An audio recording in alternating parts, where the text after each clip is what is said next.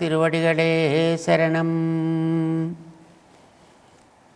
நீளாதுங்கஸ்தனகிரிதटी சுப்தமுத்போத்ய கிருஷ்ணம் பாரார்த்தியம் ஸ்வம் ஸ்ருதிசதசிரசித்தமத்யாபயந்தி ஸ்வோச்சிஷ்டாயாம் சஜனிகலிதம் யா பலாத்கிருத்ய புங்க்தே கோதா తస్యై నమ ఇదమిదం భూయ ఏవాస్తు భూయః.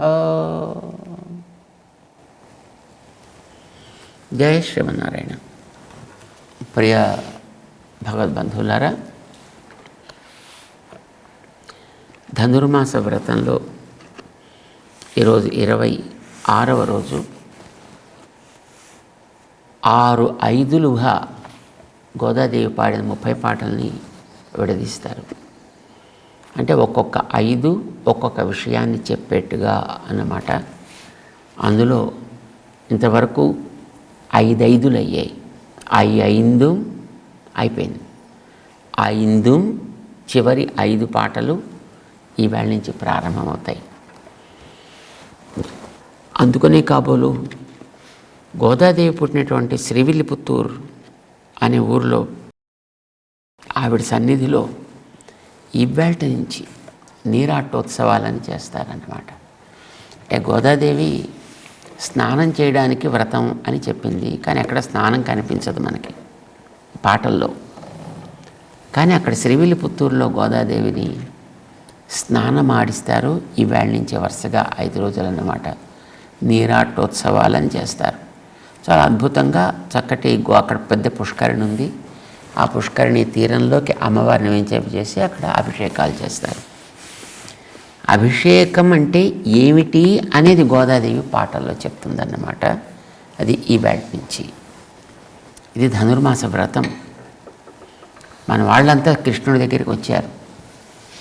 కృష్ణుడిని మంగళాశాసనం పాడారు. వీళ్ళకి అంతకంటే ఏమీ అవసరమేం లేదు. కానీ వచ్చారంటే ఏదో ఒక కోరికతో వచ్చి ఉంటారు కదా, అదేమిటి చెప్పండి రా అన్నారు.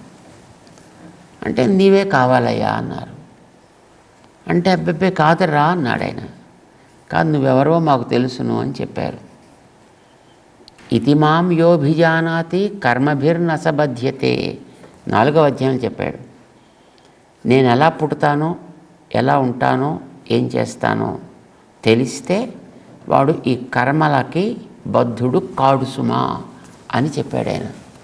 మనందరికీ లోపలే కదండి భగవంతుడు ఉండేది, అందరిలోనూ ఉంటాడు ఆయన.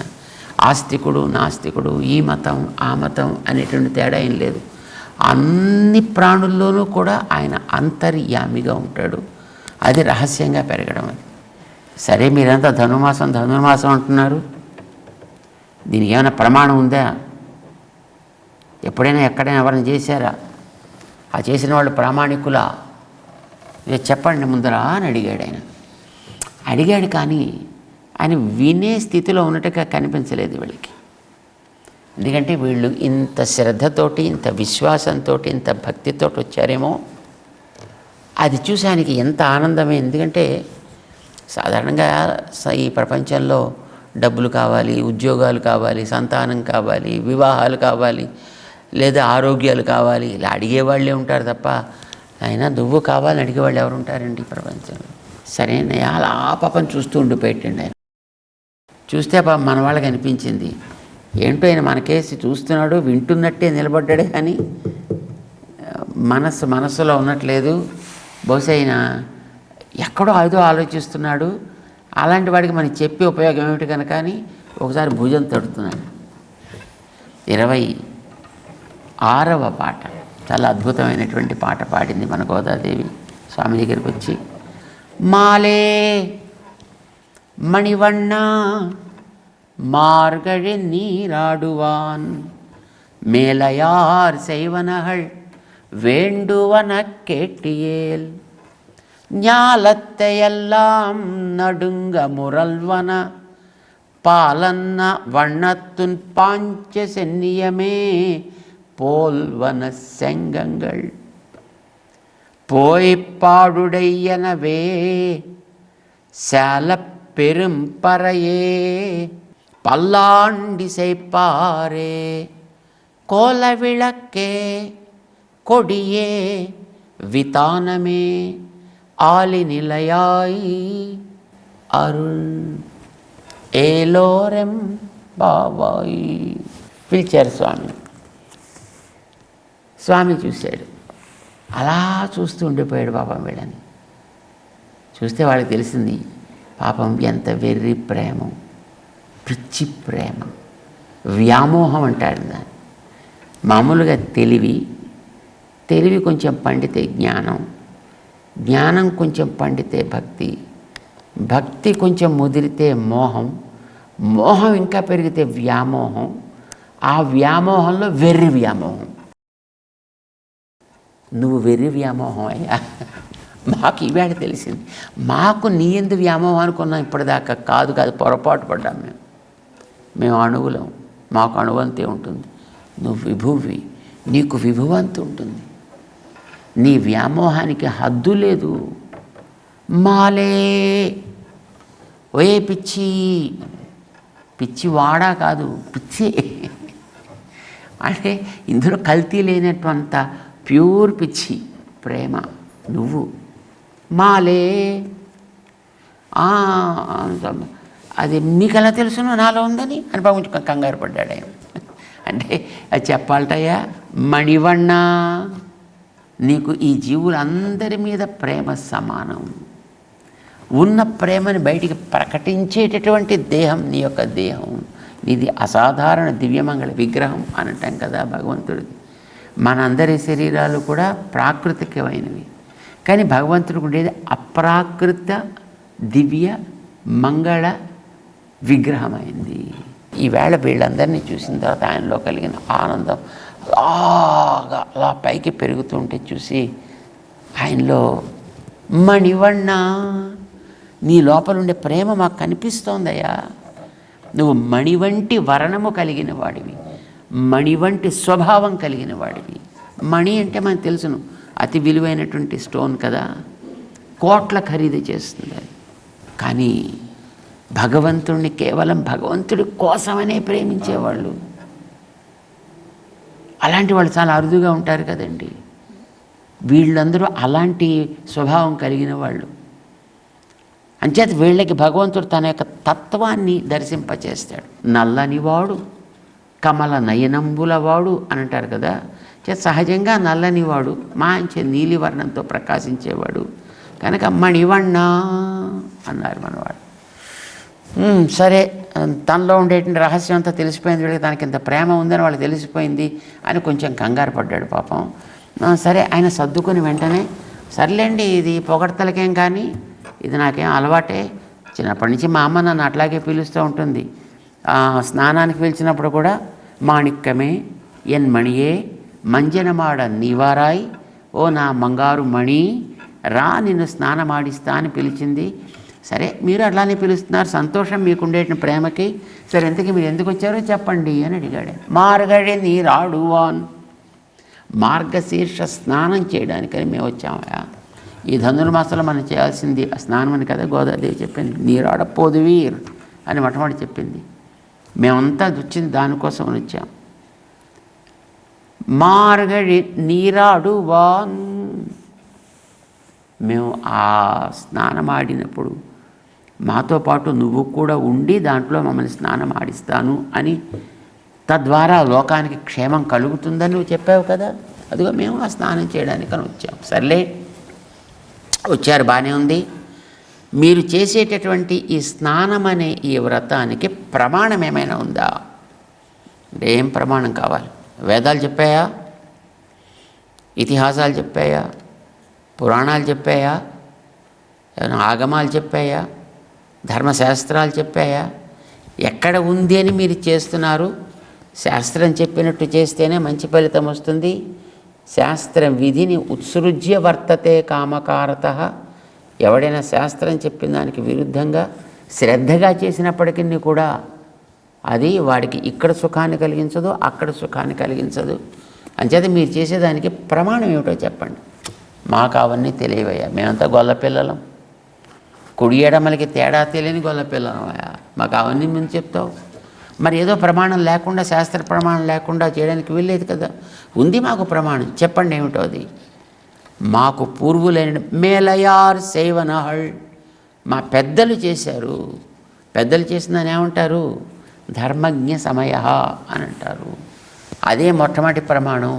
వేదాశ్చ, వేదములు కూడా ఆ తర్వాత మా పెద్దలు చేసింది, వాళ్ళు నిరూపణ చేసి 10 మంది చేత గుర్తింపు పొందింది ఏది ఉందో అదే మేము చేస్తున్నాం. మేము మాకంటూ కొత్తగా తయారు చేసుకుని మేము చేసేది కాదు. చేత పెద్దలు చెప్పిన మార్గంలో మనం నడవాలి, అది మొదటి ప్రమాణం. చేత మేలయార్ సేవనహళ్ అని మన వాళ్ళు నిరూపణ చేశారు. చేస్తే సరే వింటున్నట్టుగా అనిపించింది. వేండువన కేటియేల్, నువ్వు చెప్పమంటే చెప్తావు. నువ్వు చూస్తుంటే నువ్వు చూస్తున్నావు, కానీ నువ్వు చూస్తున్నావో ఎక్కడున్నావో తెలియట్లేదు, నీ మనసు ఎక్కడుందో తెలియటం లేదు. దత్తం మయా మమ మనః కృపయా గృహాణ అంటాడు ఒక కవి. నువ్వు చూస్తున్నావు కానీ మనసులో ఉన్నట్లేదయా, నీకు మంచి మనసు మేమిస్తాను, తీసుకో మా మనస్సుని. ఎందుకంటే పాపం నీ దృష్టి అంతా కూడా బహుశా నీ భక్తుల మీదకి వెళ్ళిపోయినట్టుంది అని అంటాడనమాట. వీళ్ళు చెప్తున్నారు ఇప్పుడు, నువ్వు వింటానంటే చెప్తాము. సరే చెప్పండి రా అన్నాడు పాపం స్వామి దయతోటి. ఒక 6 వస్తువులు మాకు కావాలి. ఓకే, ఏమేమిటవి? ஞாலத்தையெல்லாம் நடுங்க முரல்வன பாலன்ன வண்ணத்துன் పాంచజన్యమే పోల్వన శంఖంగళ్. మాకు శంఖములు కావాలి. No problem. శంఖాలకి పెద్ద కష్టం ఏంటారా? మనకి సముద్రం తీరానికి పెడితే కావలసిన శంఖాలు దొరుకుతాయి. చక్కగా తెప్పిస్తే మీకు ఎన్ని కావాలని తీసుకోండి అన్నాడు ఆయన. అంటే అలాంటి శంఖాలు కాదయ్యా మాకు కావాల్సింది, నీ సంబంధం కలిగిన శంఖాలు కావాలి. ఆయనకి సంబంధించిన శంఖం అంటే ఒకటేనండి, పాంచజన్య శంఖం. అలాంటివి ఇంకా ప్రపంచంలో ఎక్కడ ఉండవు. అంచేత మీరు శంఖంగళ్, శంఖములు అంటున్నారేమిటి? అవును, మాకు శంఖాలే కావాలి. ఎలాంటి శంఖాలు? పాలన్న వన్నత్తు ఉన్పాంచజన్యమే పోల్వన, పాలవలే స్వచ్ఛముగా తెల్లగా ఉండే నీ పాంచజన్యాన్ని పోలిన శంఖాలు కావాలి. అంతేకాదు, నీ పాంచజన్యానికి ఉండే గొప్ప లక్షణం ఏంటో తెలుసునా? ஞாலத்தையெல்லாம் నడుంగ మురల్వన, ఈ భూమిని అంతటిని కూడా కంపింపచేసే అంత పెద్ద ధ్వని ఇవ్వగలిగినటువంటిది, వణికించేటటువంటిది. ఇది పాంచజన్యం యొక్క గొప్పతనం. ప్రేమించిన వాళ్ళకి ఆనందాన్ని ఇస్తుంది, ద్వేషించిన వాళ్ళకి భయాన్ని ఇస్తుంది. భగవంతుడి ఆయుధాలు, ఆభరణాలు ఏవైనప్పటికీ కూడా ప్రేమించిన వాళ్ళకి ఆనందాన్ని ఇస్తాయి, ద్వేషించిన వాళ్ళకి భయాన్ని కల్పిస్తాయి. ఈయన పాంచజన్య శంఖానికి కూడా అట్లాంటి లక్షణమే ఉంది. అది భూమిని అంతటిని కూడా కంపింపచేస్తుంది, కంపింపచేసి అంత కావాలి. అట్లాంటి ధ్వని ఇచ్చే నీ పాంచజన్యం లాంటి అనేకం కావాలన్నారు. ఎక్కడ దొరుకుతాయి? లేవు, అని ఉండవు, మా దగ్గర ఒక్కటే ఉంటుంది అని చెప్పేద్దామని అనుకున్నాడు. కానీ సరే మొట్టమొదటి బయటపడ్డం ఎందుకు? సరే ముందర చెప్పని ఉండే వాళ్ళని, తర్వాత ఒకసారి అబ్బాయి అలాంటివి ఏం కుదరవు అని అంటే మొత్తం చెల్లిపోతుంది. సరే చెప్పండి, ఇంకేం కావాలో చెప్పండి అన్నాడు. మొట్టమొదటి నోట్ చేసుకున్నావా అని అడిగారు. సరే మా పాంచజన్యం లాంటి శంఖాలు కావాలంటున్నారు కదా, సరే చెప్పండి అలాంటి ఎక్కడ దొరుకుతాయో చూస్తాం అన్నాడు. ఇంకేం కావాలి? పోయి పాడుడయ్యన వేషాల పెరుంపరయే, పోయి పాడుడయ్యన పెద్ద పొట్ట కలిగినటువంటి బాజా కావాలి. ఇప్పుడు దానికి ఎంత బాజాకి వెనకాతలా ఉండేటువంటి దాన్ని పొట్ట అంటారు, కింద ఉండే భాగాన్ని. అది ఎంత పెద్దదైతే అంత చక్కటి ధ్వని ఇస్తుంది. అది ఎంత చిన్నదైతే ధ్వని అంత తరిగిపోతూ ఉంటుంది. ప్రాకృతికంగా వచ్చేటటువంటి ధ్వని కదండి. ఒకసారి వాయిస్తే ఢమ్ అంటూ ఓ పెద్ద అనునాదం వస్తూ మనకి అది మోగుతుంది అనమాట. చాలా పెరుంపరయే, మాకు పరై ఇస్తా అని చెప్పి అన్నావు కదా, మాకు పరై కావాలి, ఓ బాజా కావాలి. బాజాకి ఏముందరా, సరే తెప్పిందాం, ఒరే బాజా తెప్పించండి. మామూలు బాజా కాదా, పెరుంపరై, పెద్ద బాజా కావాలి అన్నారు. పెద్ద బాజా, అవే బాజాలు మాకు అవన్నీ తెలియదు. మాకు పెరుంపరై అంటే సరే ఇంకో పెద్ద బాజా ఎక్కడ ఉంటుందరా చూద్దామని వాళ్ళ ఊళ్ళో ఇదివరకు ఆలయంలో పెట్టేటటువంటి వాయిద్య విశేషాలు ధ్వని వినలేదా అని అడిగారు కదా, సరే అది కూడా తెప్పిద్దాము అని అనుకున్నాడు ఆయన. కానీ అది తెప్పించాడు. మాకు చాలా పెరుంపరై, చాలా పెద్ద బాజా కావాలి. ఇంకా పెద్ద బాజాలు ఎక్కడ దొరుకుతాయరా? సరే మీరు చూస్తే మీ కోరికలన్నీ ఇవి మామూలుగా తీరేటికి కనిపించట్లేదు. సరే చెప్పండి, మొత్తం అన్ని కలిపి ఒకసారి సమాధానం మీద చెప్దాం అనుకున్నాడు ఆయన. ఇంకేం కావాలి చెప్పండి అన్నాడు. పల్లాండి సైపారే, చక్కటి పల్లాండు పాడగలిగే వ్యక్తులు కావాలి. ఇంకేం కావాలి? కోల విళక్కే, ఒక గుత్తి దీపం కావాలి, ఆరని దీపం కావాలి. ఆరని దీపం, సరే చెప్పండి ఇంకేం కావాలి? కొడియే, ఒక జెండా కావాలి, ఒక ధ్వజం కావాలి అన్నారు. ఇంకేం? వితానమే, పైన ఆచ్ఛాదన చేసుకునేటటువంటి, మేము స్నానానికి వెళ్తున్నాం కదా, స్నానం చేసి రాగానే మా మీద మళ్ళీ మంచు గించు పడితే మేము అలంకరించుకోవాలి. అలంకారాలన్నీ పోతాయి కదా మళ్ళీ పైన మంచు అది పడితేను. అంచేత మాకు పైన ఆచ్ఛాదన చేసుకోవడానికి ఏదైనా ఒక కవర్ కావాలి. ఆ కొడియే వితానమే, ఇవన్నీ మొత్తం లిస్టు తయారు చేసేసారు. మొత్తం ఒకటి 6 వస్తువులు రాశారు, ఇచ్చారు ఆయనకి. అవన్నీ చూశాడు ఆయన. ఏమిటో మీరు గొంతెమ్మ కోరికల్లాగా ఏమిటి అని ఒకటి సామాన్యమైన కోరట్లేదు మీరు. మా పాంచజన్యం లాంటి బోల్డెన్ శంఖాలు అంటారు, ఎక్కడ దొరుకుతాయి? చాలా పెద్ద పరాయి అంటారు, ఎక్కడ దొరుకుతుంది అది అన్నాడు ఆయన. ఇదిగో చూడు, మాకు అలాంటివి ఏం తెలియవు, మాకు నువ్వెవరో మాకు తెలుసు, మేము అడిగింది ఏమిటో నీకు తెలుస్తుంది, ఎలా చేయాలో నువ్వు ఆలోచించాలి. అవన్నీ నాకు అంత ఇదిలే, నువ్వు చేయలేదు అలా మాటలు మాట్లాడద్దు. ఆలిన్ ఇలయాయ్, ఒక వటపత్రాన్ని నీకు ఇల్లుగా చేసుకుని పడుకున్న వటదళ శయ్యనా. శ్రీవిల్లిపుత్తులో ఉన్న స్వామి వటపత్రశాయి అని అంటారండి. వటదళం మీద పడుకున్నవాడు భూమిని అంతటిని, లోకాలన్నింటినీ చిన్న ఒక తుత్తాక్కి ఒక ముద్దగా చేసి బొజ్జలు దాచుకోగలిగావు, చేతనైంది నీకు. మళ్ళీ ఆ లోపల ఉండేటటువంటి దాన్ని ఒక కమలాన్ని పైకి తెచ్చి అందులో బ్రహ్మని పెట్టి ఆయనకేదో చెప్పి ఆయన ద్వారా ఇంత జగత్తుని నువ్వు సృష్టించగలిగావు, అది నీకు చేతనైంది. ఏమీ లేని దాంట్లోంచి ఇంతని తేగలిగావు, అది నీకు చేతనైంది. చేత కాదంటావు నువ్వు, నీకేం చేత కాదు నీకు. ఆలిన్ ఇలయాయి, మాకు నువ్వు అనుకుంటే నువ్వేమైనా చేయగలవు, అఘటిత ఘటన సామర్థ్యం కలవాడివి. నువ్వు దయ చూస్తే అవుతుందంతే, నువ్వు దయ చూడకపోతే ఏది కాదు. అరుణ్, నీ దయ అంతే అని చెప్పేశారు. సరే ఆలోచించాడు స్వామి. వీళ్ళు చూస్తే అడిగినవన్నీ సామాన్యమైన కనిపించలేదు. మొట్టమొదటి వీళ్ళు స్నానం చేసిన తర్వాత ఒక వితానం కావాలి పైన అన్నాడు. అంటే ఒక షామ్యానాలంటే తెప్పించాడు. మాకు అది అక్కర్లేదు, నీ సంబంధం కలిగిన షామ్యానా కావాలి అన్నారు. నా సంబంధం కలిగిన షామ్యానా ఎక్కడ వస్తుందండి? సరే పైన మీకు ఆచ్ఛాదం కదా కావాల్సింది. నేను ఆవేళ యమునాని దాటేటప్పుడు ఆదిశేషుడు మా వెనకాతలు వచ్చాడు. సరే ఆయన్ని మీకు పంపిస్తా, మీకు కూడా కావాలంటే అన్నాడు. అంటే ఆదిశేషుడిని పిలిచామయ్యా, వీళ్ళతో పాటు వెళ్ళవయ్యా కాస్త అన్నాడు. ఐఎమ్ సారీ సార్ అన్నాడు ఆయన. అంటే నేను మిమ్మల్ని వదిలిపెట్టి వెళ్ళడం అనేది ఉండదండి అన్నాడు. మరి ఇంకేం చేయమంటారా రా అన్నాడు ఆయన. అంటే నీ ఇష్టం, ఏం చేయాలో మాకు తెలియదు. సరే ఆలోచించాడు ఆయన. తాను ధరించి విడిచినటువంటి వస్త్రం ఉంటుంది, శేషవస్త్రం అంటారు. ఆలయంలోకి మనం వెళ్ళినప్పుడు చూడండి, భగవంతుడికి అర్పించిన వస్త్రాలు ఇస్తారు మనకి, శేషవస్త్రం అంటారు. అలాంటిది ఒక వస్త్రం ఇచ్చాడు. తెలిసింది నీకు ఇప్పుడు మాకేమి ఇవ్వాలో, నీ సంబంధం కలిగింది ఏదైనా మాకు కావాల్సింది అంతే. సరే ఇచ్చాడైనా, సంతృప్తి పడ్డారు. మరి జెండా కావాలన్నారు కదా అంటే, అవును మరి కావాలి. తన సంబంధం కలిగిన జెండా అంటే గరుత్మంతుడు, గరుడ ధ్వజుడు కదా ఆయన. సరే గరుడ ధ్వజాన్ని ఒకటి ఇచ్చాడు. గరుడిని కాస్త వాళ్ళకి ధ్వజగా కాస్త ముందు నడవాయి. సరే ఆయన నడుస్తానన్నాడు. మరి ఒక విళక్కు కావాలన్నారు, దీపం కావాలన్నారు. వీళ్ళు ఆరని దీపం కావాలన్నారు. అంటే మరి ఆరని దీపం, అసలు దీపం ఏదైనా ఆరకుండా ఎలా ఉంటుందర్రా? ఎవరొకడు వెలిగించాలి, ఎప్పుడు కూడా ఆరాలి. మాకు అవన్నీ తెలియవు, అది ఏమి ఇవ్వాలో నువ్వే ఆలోచించుకోవాలి. ఆలోచించాడు ఆయన. కుల విళక్కు ఒక ఆవిడ ఉంది వీళ్ళకి, వీళ్ళ వంశాన్నంతటినీ ప్రకాశింపచేసేటటువంటి అమ్మ లక్ష్మీదేవి. శ్రీరంగ మంగళమణి, శ్రీరంగ మంగళ దీపం అంటారు ఆవిడ్ని. ఆవిడ్ని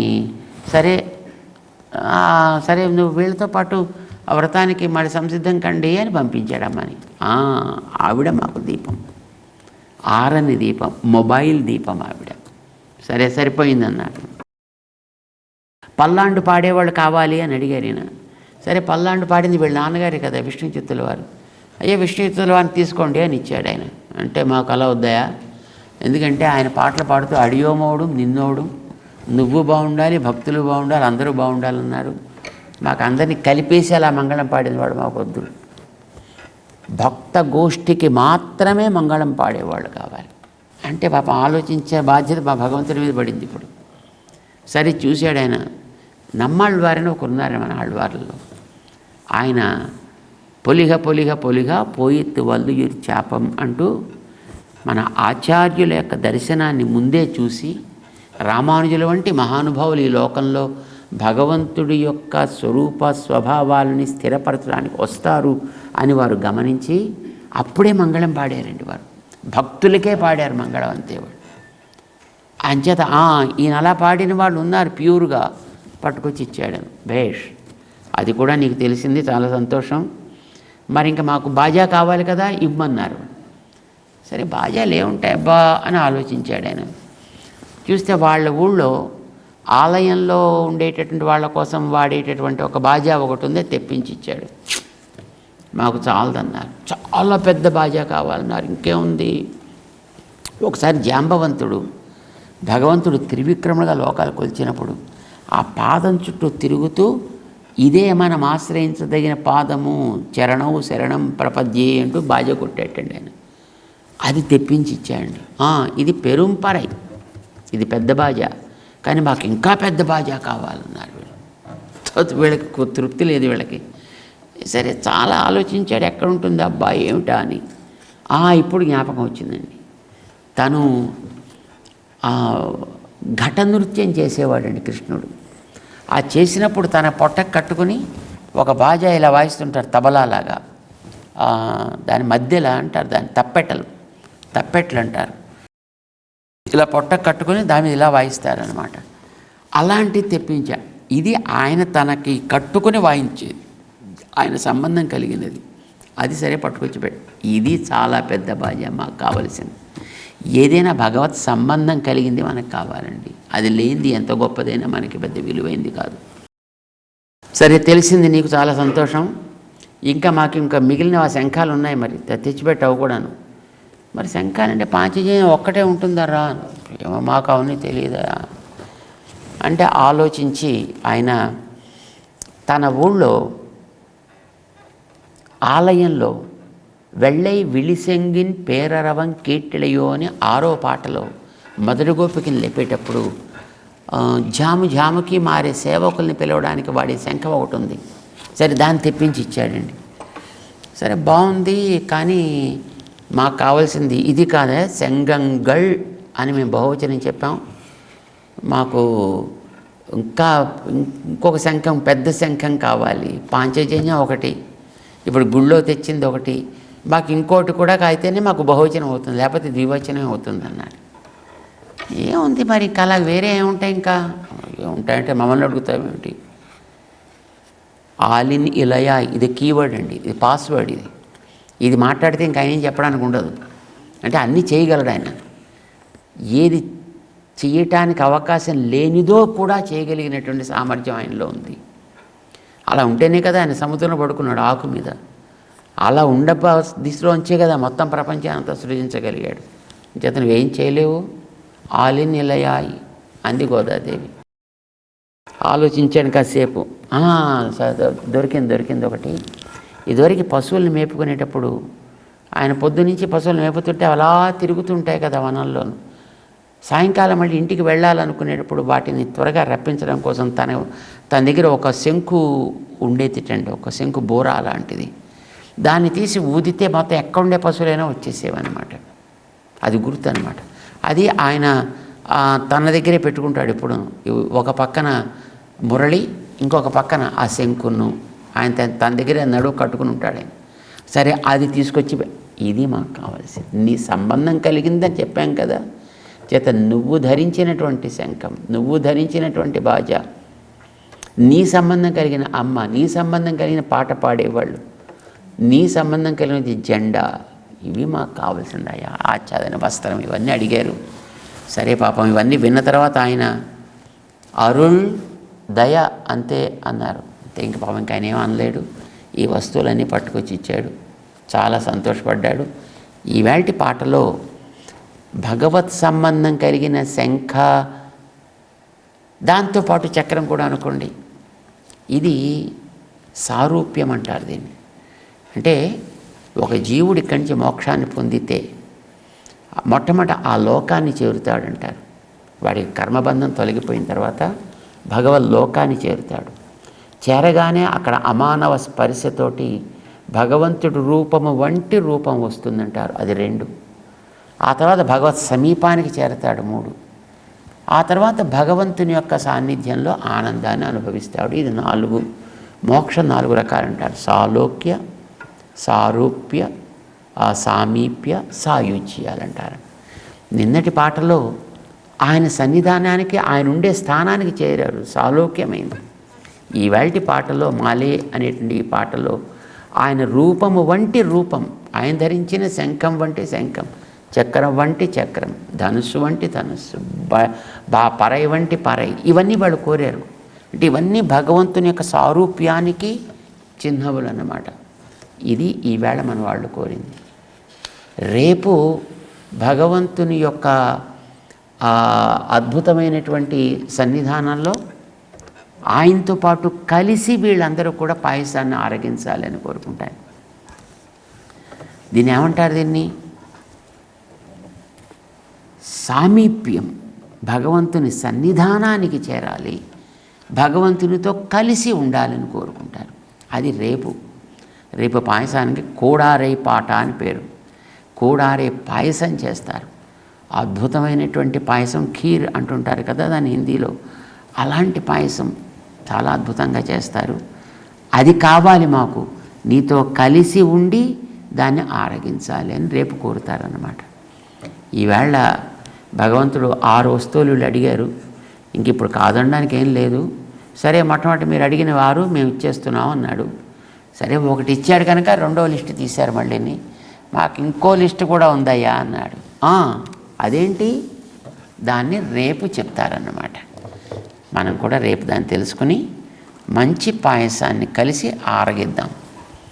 ఆండాళ్ తిరువడిగళే శరణం. జై శ్రీమన్నారాయణ.